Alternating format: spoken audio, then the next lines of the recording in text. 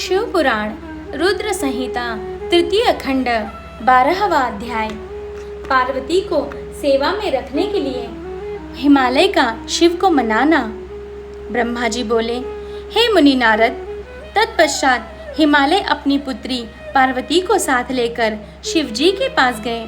वहां जाकर उन्होंने योग साधना में डूबे त्रिलोकीनाथ भगवान शिव को दोनों हाथ जोड़कर नमस्कार किया तथा इस प्रकार प्रार्थना करने लगे, भगवान, मेरी पुत्री पार्वती आपकी सेवा करने की बहुत उत्सुक है, इसीलिए आपकी आराधना के लिए मैं इसे अपने साथ लाया हूँ।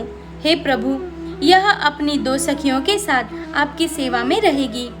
आप मुझ पर कृपा करके इसे अपनी सेवा का अवसर प्रदान कीजिए।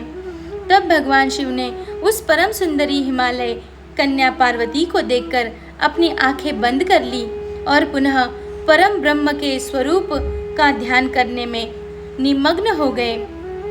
उस समय सर्वेश्वर एवं सर्वव्यापी शिवजी तपस्या करने लगे।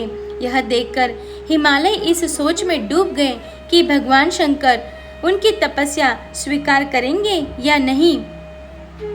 तब एक बार पुनः हिमालय ने दोनों हाथ जोड़कर शिवजी के चरणों में प्रणाम किया और बोले, हे देवादिदेव महादेव, हे भोलेनाथ शिव शंकर, मैं दोनों हाथ जोड़े आपकी शरण में आया हूँ। कृपया आंखें खोलकर मेरी ओर देखिए। भगवान, आप सभी विपत्तियों को दूर करते हैं। हे भक्त वत्सल, मैं रोज अपनी पुत्री के साथ आपके दर्शन के लिए यहाँ आऊँगा। कृपया मुझे आज्ञा प्रदान कीजिए।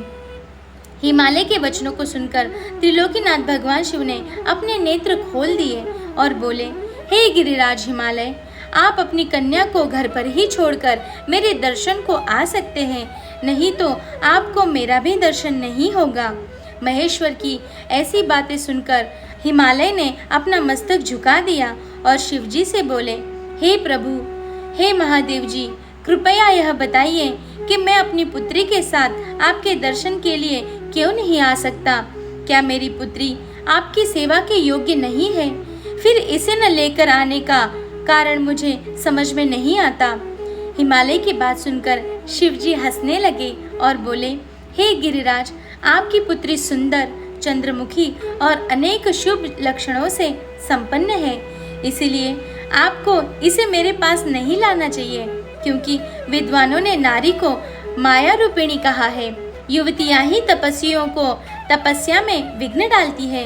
मैं योगी हूँ, सदैव तपस्या में लीन रहता हूँ और माया मोह से दूर रहता हूँ, इसलिए मुझे स्त्री से दूर ही रहना चाहिए। हे हिमालय, आप धर्म के ज्ञानी और वेदों की रीतियाँ जानते हैं। स्त्री की निकटता से मन में विषय वासना उत्पन्न हो जाती है और वैराग्य नष्ट हो जाता है, जिससे तपस्वी और योगी का ध्यान नष्ट हो जाता है। इसीलिए तपस्वी को स्त्रियों का साथ नहीं करना चाहिए। इस प्रकार कहकर भगवान शिव चुप हो गए। हिमालय शिवजी के ऐसे वचनों को सुनकर चकित और व्याकुल हो गए। उन्हें चुप देखकर पार्वती देवी असमंजस में पड़ गई।